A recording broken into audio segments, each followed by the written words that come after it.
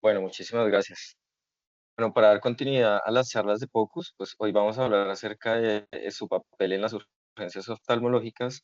Mi nombre es José Antonio Lemos, yo soy residente de Medicina de Urgencias de la Pontificia Universidad Javeriana y a efectos de esta charla, mi tutor académico fue el doctor Brian Álvarez.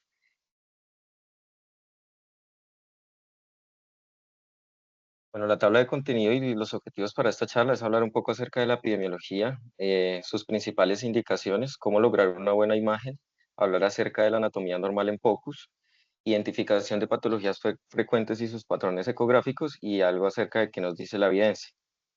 Entonces, tenemos que las emergencias oculares representan entre el 1.5 y el 3% de todas las visitas a los servicios de emergencias. Para Estados Unidos, al año se presentan casi 2 millones de visitas a los servicios de urgencias por esta causa. Y después de hacer una evaluación, digamos, concienzuda de estos pacientes, tan solo el 41% corresponden realmente a una etiología emergente. La mayoría de estas lesiones pues obedecen a un origen traumático. Vamos que los dos principales objetivos del POCUS ocular va a ser evaluar o impactar para evitar la pérdida permanente de la visión en nuestros pacientes y hacer transferencias innecesarias para una evaluación oftalmológica de emergencia. Recordar siempre, quería traer esta imagen, que todas las pruebas que nosotros apliquemos siempre debemos hacerlo con una probabilidad pretest y haciendo una evaluación consensuada de nuestros pacientes. De hecho, quiero contar una anécdota que me ocurrió en el curso pasado, pues yo estaba desarrollando la charla y nos llegó una paciente que clínicamente su diagnóstico era evidente, era un ojo rojo doloroso, una pupila midriática y una pérdida de la agudeza visual, era compatible con un glaucoma y yo dije, pues vamos a hacerle un POCUS. Evalué la cámara anterior, la cámara posterior, no encontré ningún hallazgo, pero cuando me fui a evaluar las estructuras vasculares, pues no encontré la señal Doppler por ningún lado. Comencé a dar vueltas y a sugerir mil diagnósticos diferenciales, a sugerir probablemente pruebas innecesarias, y finalmente pues esto resultó en que la paciente no tenía una obstrucción real de las estructuras vasculares oculares. Con esto quiero dejar dos mensajes y pues el primero es que siempre que realicemos estas pruebas pues debemos como plantearnos el hecho de que tengamos el entrenamiento adecuado para lanzar juicios, y dos, pues hacer siempre una correlación clínica. Para hablar acerca de las principales indicaciones del focus ocular, tenemos que van a ser el traumatismo orbitario, la sospecha de cuerpo extraño ocular, pérdidas o cambios abruptos de la visión, dolor ocular y cefalea que pues no es explicada por otra causa, aumentos de la presión intracraneal y también cuando no es posible hacer una evaluación convencional. ¿A qué me refiero con esto? Pacientes que probablemente tengan un trauma craneofacial severo, una edema bipalpebral severa que no permitan la apertura ocular.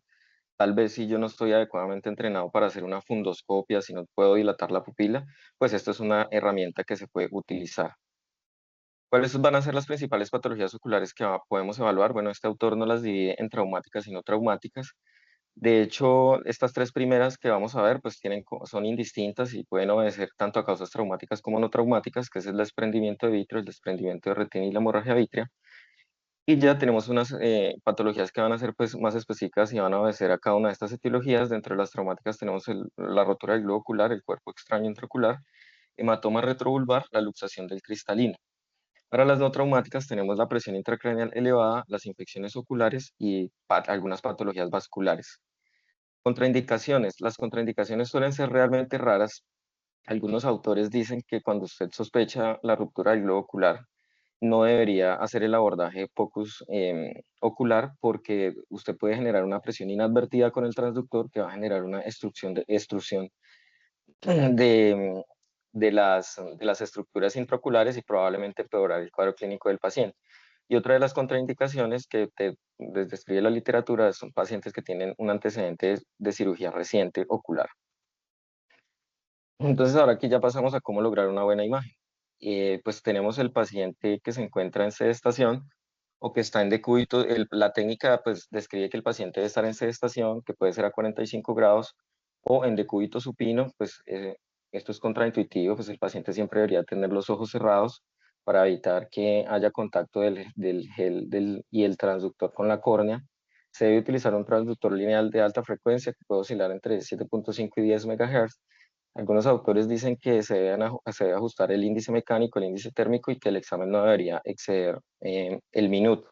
Sin embargo, pues me tomé el trabajo de buscar si había algo en la literatura sobre el hecho de que se hubiera podido generar una lesión térmica ocular con la insonación por estas, pues las ondas convencionales, y esto pues sí, es más teórico que desde el punto de vista práctico. El modo que vamos a utilizar pues va a ser el modo M, siempre teniendo en cuenta que se deben hacer aumentos graduales de la ganancia. Primero se deben evaluar las estructuras de la cámara anterior y posteriormente estructuras más profundas como la cámara posterior y las estructuras retrooculares. Es importante decir que la presión del transductor debe ser lo mínimo posible para lograr una buena calidad de la imagen. Otras consideraciones a tener en cuenta es que el Doppler pues, se debe ajustar a velocidades bajas. Siempre se deben adquirir dos planos, un plano axial y un plano sagital. Deben obtenerse imágenes con movimientos dinámicos oculares. Esto me va a permitir hacer diagnósticos diferenciales, vamos a ver más adelante. La adquisición de las imágenes, pues siempre hacerse comparativa, siempre evaluar tanto el ojo izquierdo como el derecho. Esto me va a permitir discernir entre diferentes artefactos. La profundidad recomendada para la evaluación es de 4 centímetros. Y es importante resaltar que siempre debemos preguntar al paciente si tiene algún antecedente de trastornos de refracción, uso de lentes, cirugías como lente intraocular, o si el paciente mm, tiene algún otro antecedente. ¿Cómo lograr entonces una buena imagen? Aquí pues vemos una descripción. La paciente está ubicada en decúbito supino. Siempre se debe colocar una interfaz para evitar el contacto directo del gel conductor y del transductor con pues, las estructuras de la cámara anterior. Esto, pues, en las prácticas hemos visto, acá, pues, ellos recomiendan utilizar Tegader. En las prácticas hemos visto que se puede utilizar una compresa húmeda o una gasa húmeda como interfaz para evitar, pues, este contacto. Entonces, aquí tenemos que los dos principales abordajes va a ser un abordaje sagital, un abordaje axial. Debemos considerar que hay que ser generosos con la cantidad de gel que se coloca para evitar artefactos y lograr una buena isonación, teniendo en cuenta que pues el transductor es recto, como su nombre lo dice, lineal, y pues las estructuras del ojo van a describir una convexidad.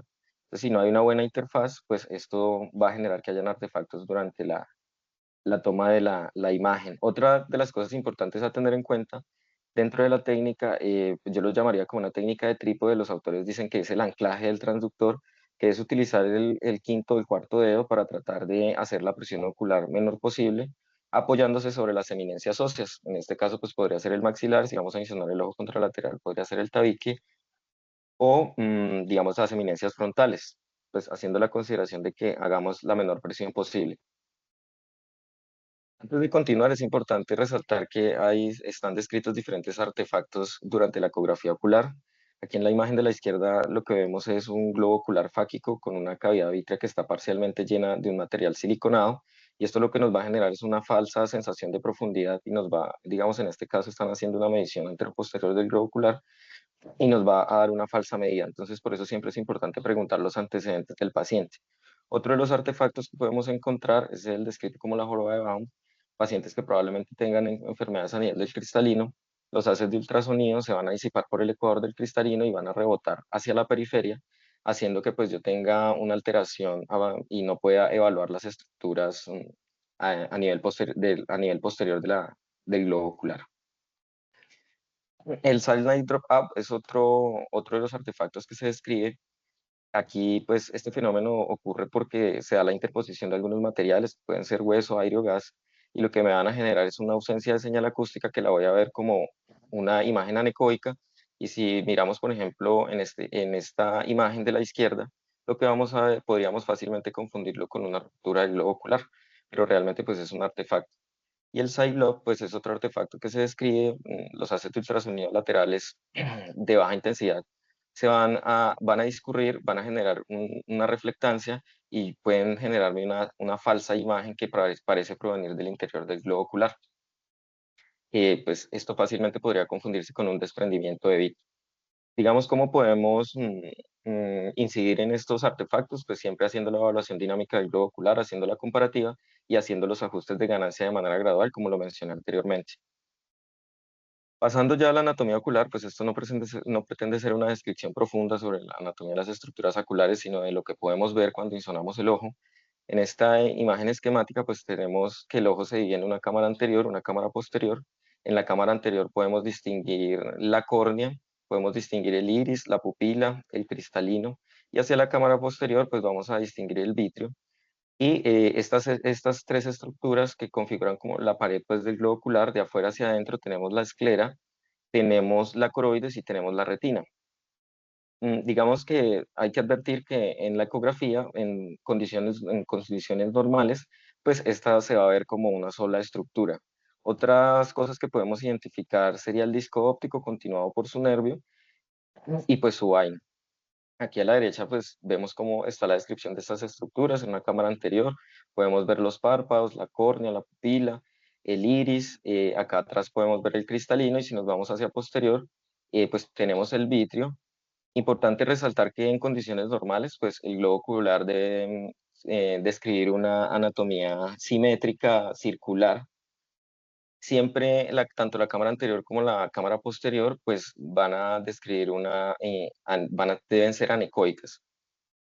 Y aquí pues podemos ver el nervio óptico junto a su vaina. Otra consideración importante es el hecho de las estructuras vasculares que vamos a ver que pueden ser evaluadas. Tenemos acá en el uno pues se describe la arteria oftálmica, cómo discurre en su anatomía.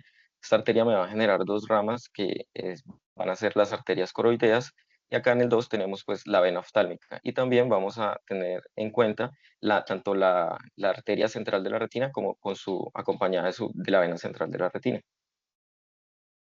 Este acrónimo lo quise traer, este autor pues propone hacer un abordaje como una forma sistemática a través del desglose de este acrónimo que es fobia.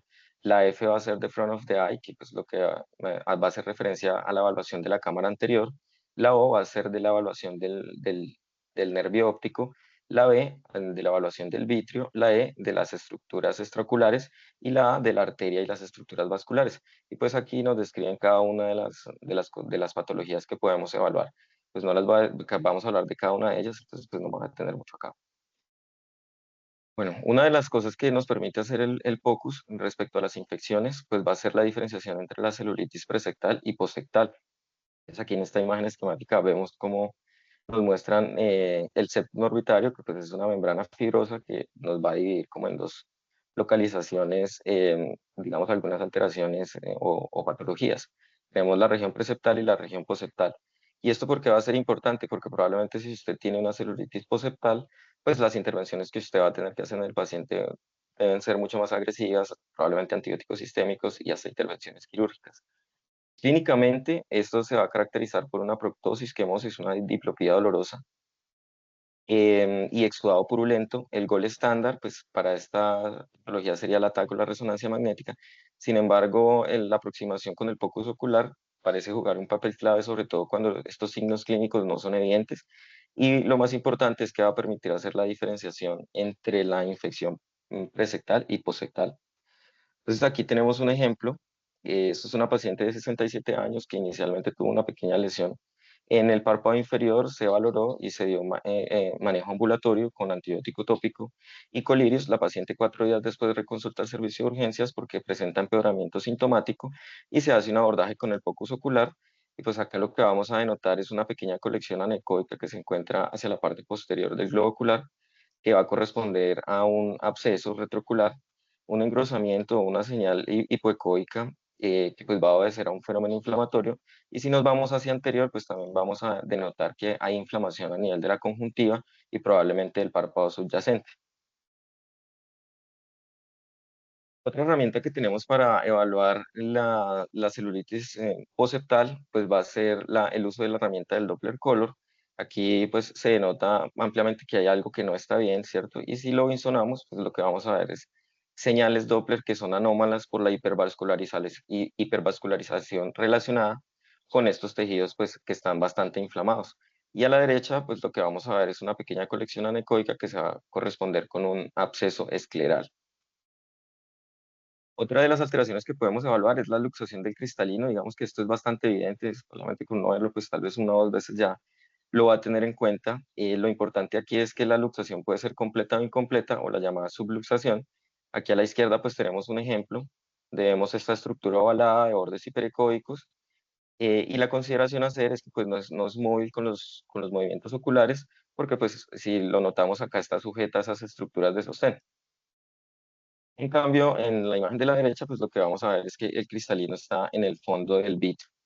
Esto generalmente puede ocurrir secundario a una cirugía o como resultado de un traumatismo, pero también en algunos pacientes con enfermedades genéticas como el síndrome de Marfan o la homocisteinuria.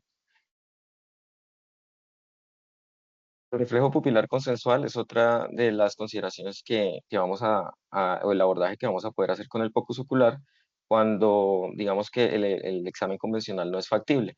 Entonces aquí vemos un ejemplo, una imagen redondeada de leves vórtices hiperecóicos que se va a corresponder con la pupila.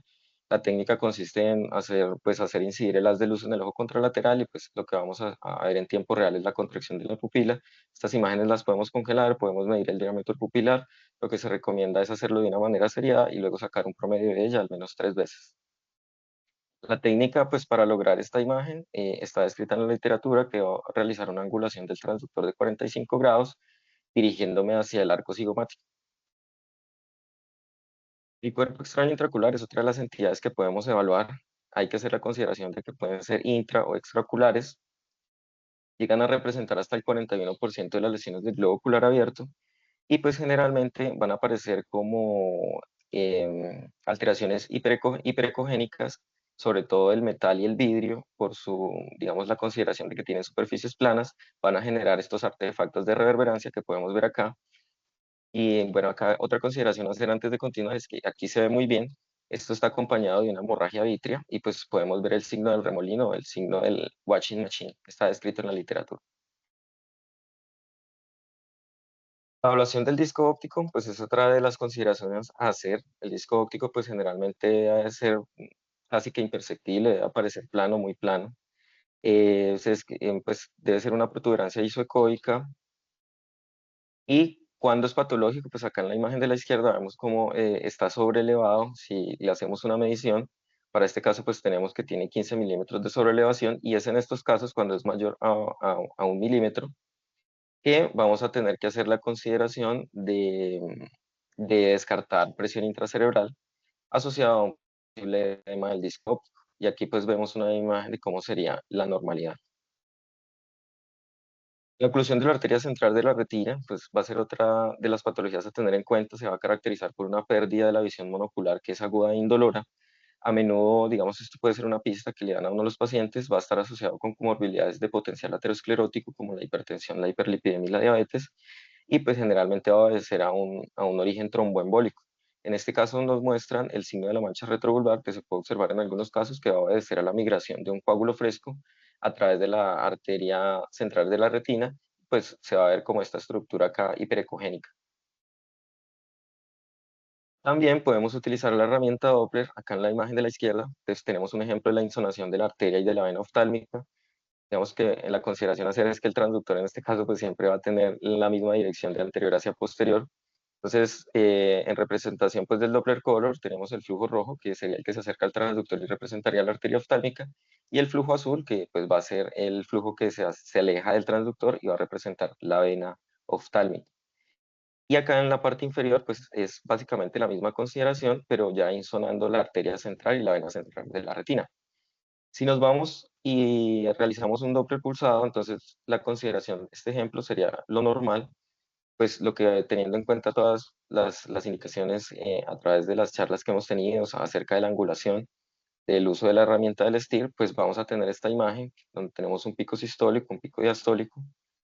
¿Y qué sería pues lo patológico? Cuando vamos a la imagen inferior derecha y lo que vemos es cómo hay, digamos, una deflexión negativa de este flujo que pues obedece a una ausencia completa de flujo que se acerque hacia el transductor y la predominancia de un flujo venoso.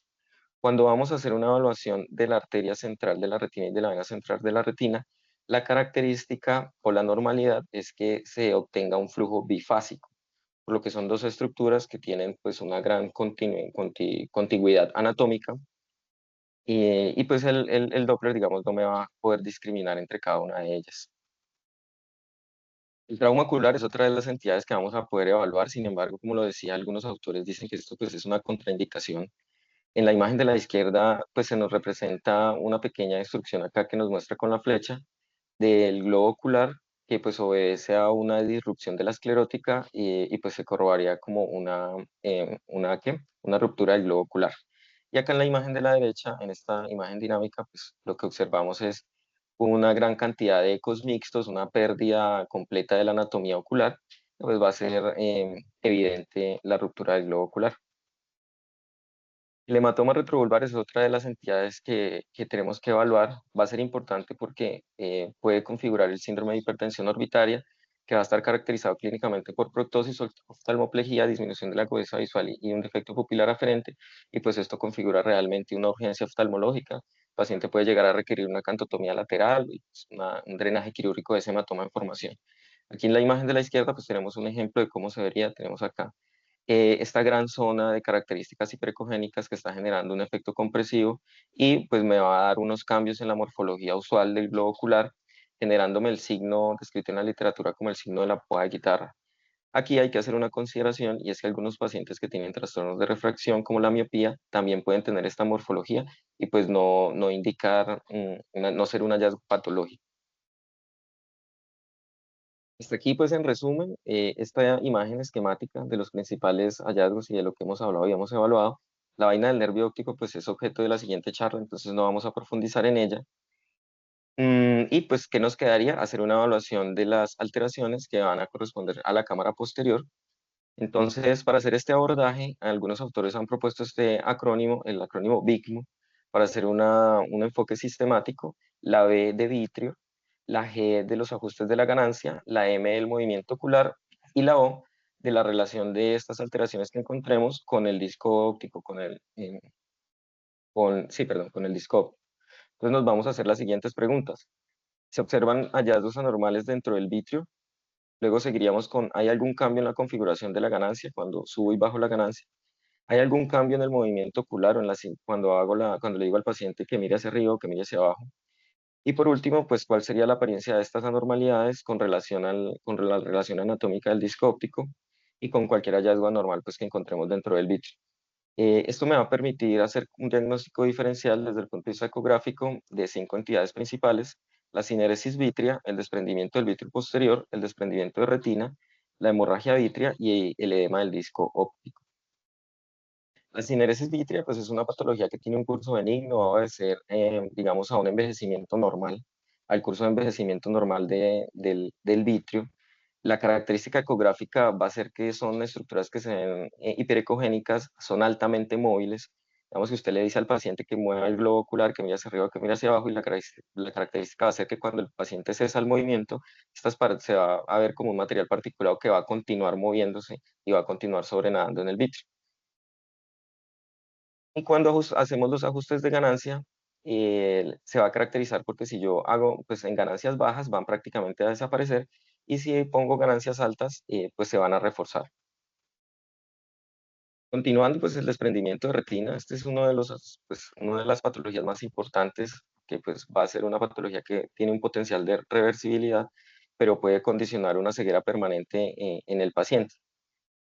Aquí en la imagen de la izquierda, pues vemos cómo se vería característicamente un desprendimiento de retina, donde vemos que se describe la imagen de la B. Generalmente, pues esto lo que vamos a ver es una membrana hiperecoica que es gruesa y que va a estar siempre atada o con relación al disco óptico y que en relación con los movimientos oculares va a tener una movilidad más reducida. Aquí en esta imagen pues estática vemos un ejemplo de cómo se vería, cómo pues siempre está atada al disco óptico.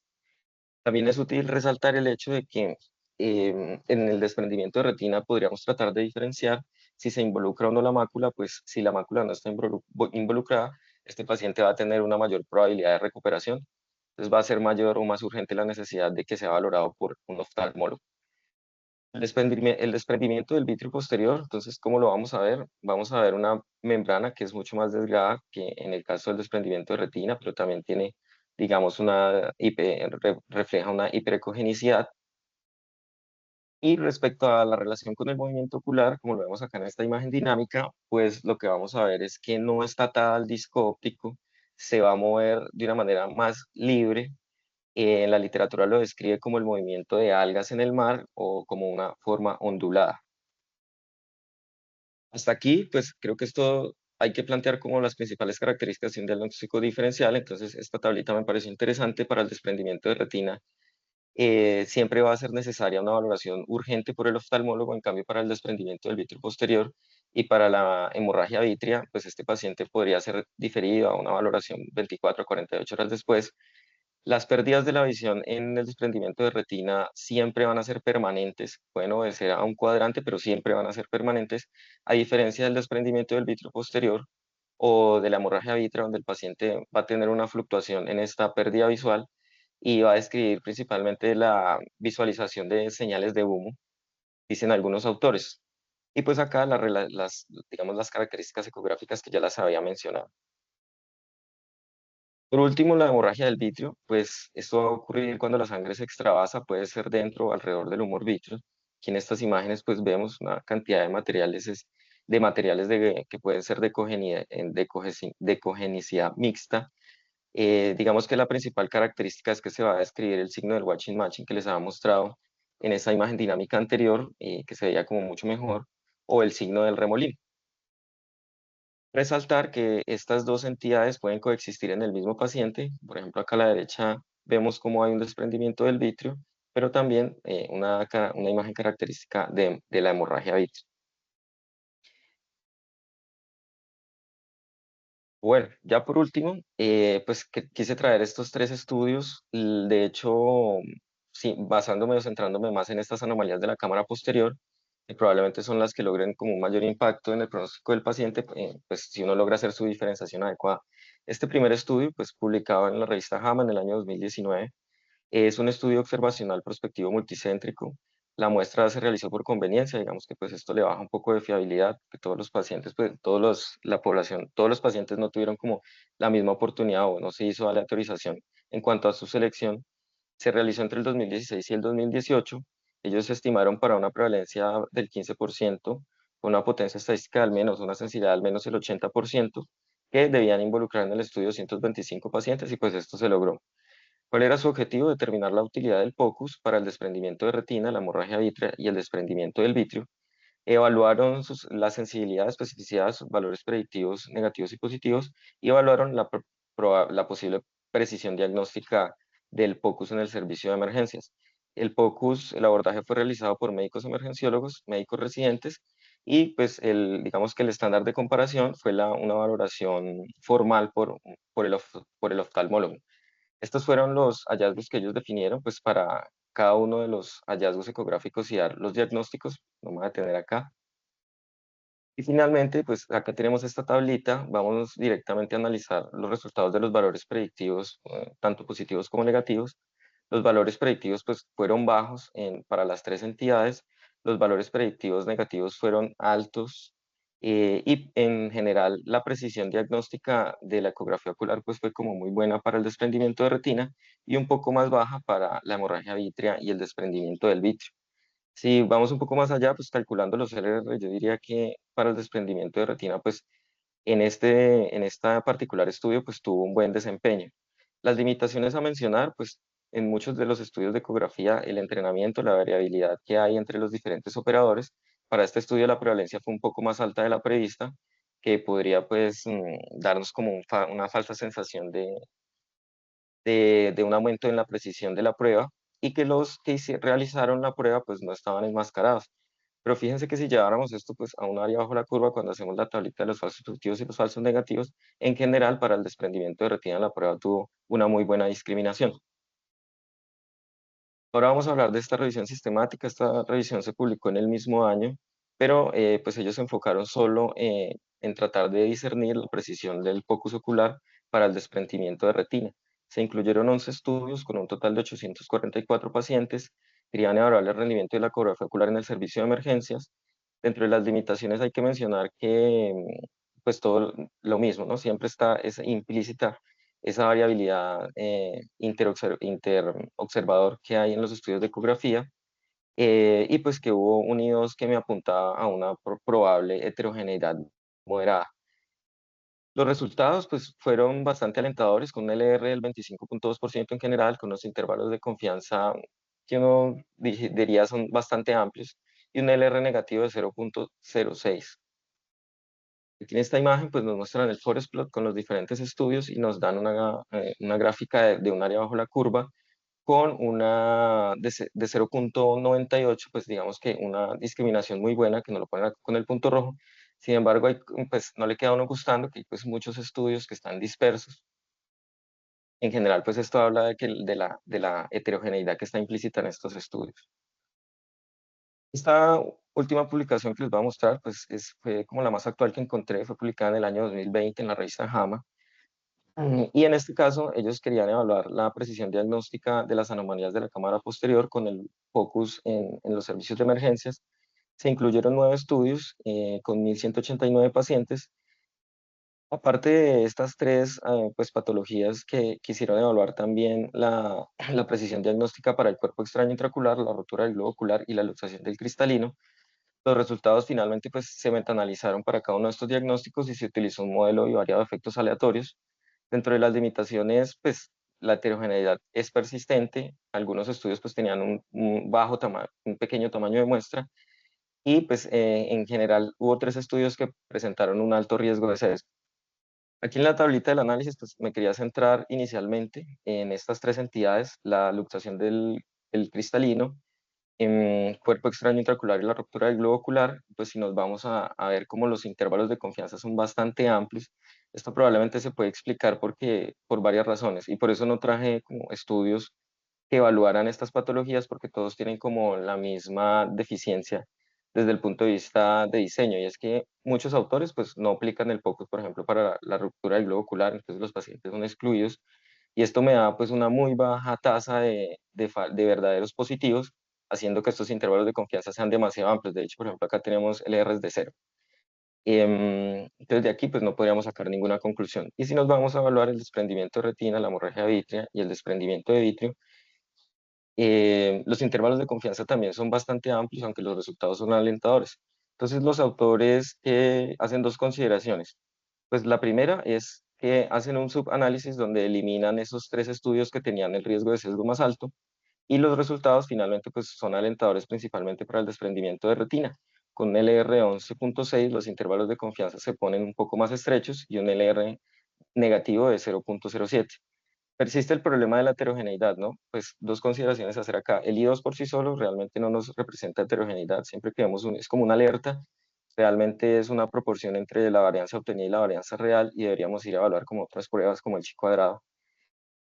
Para no extenderme pues, más en este tema, la consideración a hacer acá es que uno siempre debe tener en cuenta que esta heterogeneidad realmente represente o implique un cambio en la magnitud del efecto que yo estoy esperando en el metaanálisis, ¿cierto? Y pues yo interpreto esto, la variabilidad interobservador, pues ya habiendo evaluado estos 3 estudios, que finalmente esto se acerca más a lo que uno tiene en la vida real, ¿cierto? Si ustedes, por ejemplo, llega un paciente al servicio de urgencias, generalmente usted no va a tener una persona pues que tenga demasiada experiencia, pueden haber residentes, pueden haber internos que han recibido un mínimo entrenamiento. Digamos que la conclusión que yo saco acá es que si esto funciona, hombre, pues si esto funciona para gente de mucha experiencia, pero también funciona cuando hay gente de baja experiencia, pues yo creo que esto habla de la validez externa y podríamos tomar en cuenta estos datos. Eh, un ejemplo, pues con un LR de 0.07 y para una prevalencia en este estudio del 26% que fue alta, ya hemos dicho que realmente la prevalencia del desprendimiento de retina para otras series es entre el 10 y el 15%. Después de aplicar la prueba, pues tendríamos una probabilidad tan solo del 2% de que ese paciente realmente tuviera un desprendimiento de retina. Y si bajáramos esta prevalencia, pues se acercaría al 1%. Y para un LR del 11.6, calculándolo para esa prevalencia, pues me daría, después de aplicar la prueba, una probabilidad pues es como alrededor del 86%. Con esto, pues yo saco las siguientes conclusiones acerca del papel que tiene el focus ocular, específicamente para el desprendimiento de retina, que pues vimos que es como la patología en la que yo puedo lograr un impacto si hago un diagnóstico temprano. Y yo diría que la prueba tiene una muy buena capacidad discriminativa para el desprendimiento del vitrio y para la hemorragia vítrea. Digamos que podríamos hablar de una moderada capacidad discriminativa y para estas entidades, pues basados como en los estudios y en la evidencia, pues no podríamos hacer como una conclusión. Finalmente, pues decir que el POCUS es una herramienta útil, es fácil de aplicar, siempre teniendo en cuenta el entrenamiento adecuado, siempre relacionando la clínica del paciente para confirmar mi sospecha diagnóstica y pues que esto no pretende ser una ecografía ocular como la que haría un oftalmólogo, sino que está diseñado pues para hacer el abordaje de estas patologías desde el punto de vista de urgencias. Y pues con esto finalizo, muchas gracias. Eso era lo que les traía para hoy. Bueno, leemos muy bien, excelente presentación, muchísimas gracias. Comentarios del tutor de Brian y Carlos, y ya después si hay preguntas del público para que levanten la mano para seguirle dando la palabra.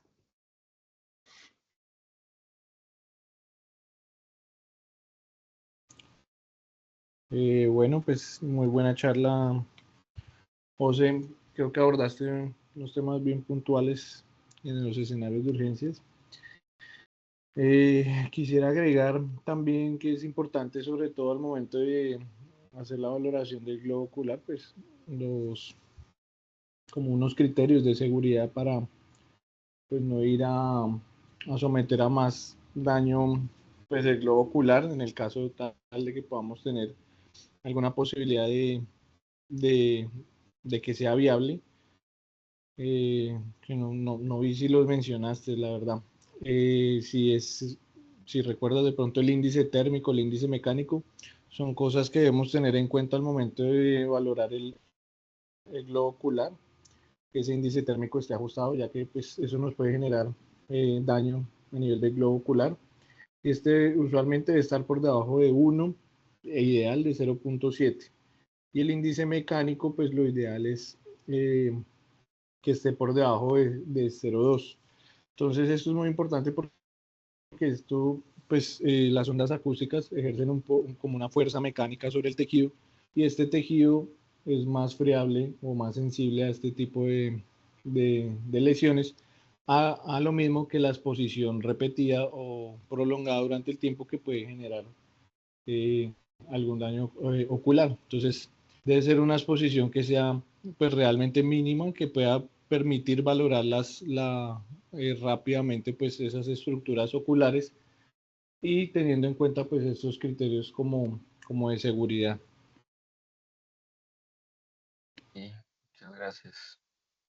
Y una pregunta, respecto a los presets que uno puede utilizar, si digamos el ecógrafo no tiene ocular, pues yo encontré que se podía utilizar Nervio, pero no sé qué otros presets pues se puedan ajustar como para obtener una imagen de buena calidad con el transductor lineal. Pues en realidad los equipos nos permiten ajustar tanto el índice mecánico como el índice térmico. Usualmente ellos algunos ya vienen preconfigurados, sobre todo los de nervio y los de ojo, que ya hay unos, pues por lo menos el equipo que nosotros manejamos, el MX7, pues sí trae como la configuración. Al Canon, la verdad, yo no le vi si venía con ese preajuste, creo que no se lo he visto. Podría de pronto mirarse a ver si se puede eh, configurar algún preset que le sirva, pero pues básicamente es como teniendo en cuenta, uno pues que sea el transductor lineal, que tenga pues el índice mecánico, el índice térmico pues eh, de acuerdo a estos criterios para pues no irlo a lastimar, pero los equipos en realidad pueden configurar eso directamente pues con la nomología.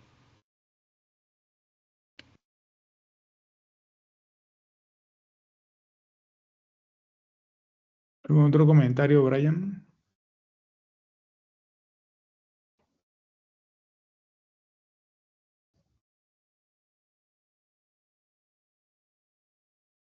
Creo que no tenía el micrófono activo. Igual esos son recomendaciones como puntos de seguridad. Lo ideal es uno al menos ser consciente, usted lo mencionó al principio, o sea, uno busca y no es que haya una serie grande que te diga, vea, 20 pacientes le desprendió la retina porque yo no controlé esa variable. Pero es lo mismo como que le digan a uno, vea, no meta los dedos ahí porque los van a mochar. Y entonces usted de terco los mete ahí hasta que no le mochen un dedo, pues entonces no confirma de que si meter el dedo ahí es peligro. Son recomendaciones que hay desde el punto de vista de la plausibilidad de la ingeniería de las ondas. Eh, y pues, hombre, hay opciones, ¿cierto? Entonces es simplemente hacerlo un poquito consciente y uno mira el de tiroides, porque entiendo la pregunta de Lemus y es, en esos equipos que uno no los puede configurar, ¿cómo hace? porque hay varios equipos de lo de Pocus que no permiten hacer mayores configuraciones, simplemente está el preset y ya, o usted lo prende y no puede cambiar nada. Usted mira cuál, ¿sí? Hay unos que vienen tiroides, hay unos que vienen con mama, hay unos que vienen con nervio, entonces usted se fija cuál de ellos tiene menor estas variables y ya. Y si no, la de siempre, la vieja confiable es el menor tiempo posible. Con eso usted no se va a equivocar. Y usted ahí también lo mencionó, es un estudio que uno se demora 1 hora haciendo una ecografía ocular, o no debería, pues, demorarse todo eso haciendo una ecografía ocular. Entonces, esos son como para tenerlo presente, porque es una carniza, pues, ahí haciéndole y haciéndole, y pues no es necesario, ¿sí? Eso es como las recomendaciones que le redondeo a lo que mencionó Carlos. Y no más. Y si bien es un estudio que parece ser, entre comillas, sencillo, mire lo que me pareció muy valioso lo que usted dijo al principio el paciente era claro que tenía un glaucoma y yo me puse a buscar y terminé enredando la pita. Eso es lo que uno tiene que tener claro, el alcance de las herramientas, ¿sí? Y eso es muy valioso, que a uno le pase y uno aprenda de esas cosas. Por eso yo a veces en estas conferencias les digo cosas que me han pasado para que a ustedes no les pase. Eso es muy importante, ¿sí? Primero, interrogar al paciente. Cada vez se nos olvida más o dejamos de lado hablar con el paciente, examinar al paciente antes de poner el ecógrafo, pedir el examen de sangre, pedir la radiografía, pedir el TAC, como ya es tan fácil, cosa que no era tan fácil en los años 70, 80, pero entonces ya se nos ha ido olvidando lo esencial. Y lo esencial es eso, enfocar el paciente. Y ya así van a poder optimizar ustedes las herramientas. Entonces, eso no se puede perder. Eso es lo primordial. Eso es lo fundamental. Esa es la esencia de lo que nosotros hacemos y somos. Entonces, eso me parece muy, muy valioso que lo tengamos y lo sigamos rescatando de lo que nosotros hacemos. Brian, ¿algún comentario ya que abriste el micrófono? Bueno, creo que pues felicitar a José. La charla me pareció muy buena, muy completa. Creo que ya con las dos charlas pues todo queda muy bien claro y ustedes acaban de completar las cosas. Bueno, muy bien. No veo por ahí manitos levantadas ni nada. Entonces, damos por finalizar la clase del día de hoy. Muchísimas gracias, muchachos. Que tengan buena noche y nos vemos dentro de 8 días entonces.